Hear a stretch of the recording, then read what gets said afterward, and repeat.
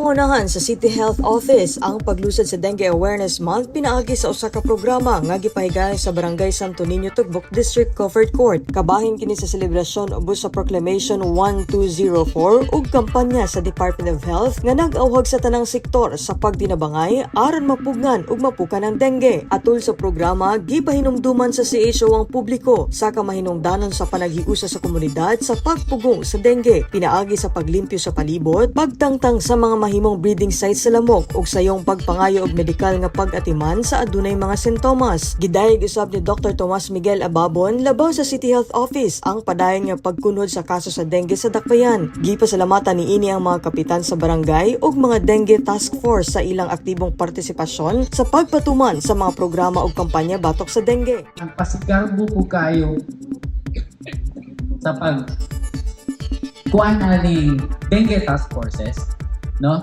Ni kunhod yun dako kayo ang atuang kaso sa dengue. Last year, mga inaning panahon na anata sa mga 2,000, 3,000 ka kaso. No? Karon na apata sa 600. So dako kayong kunhod sa atong kaso sa tibuok Davao.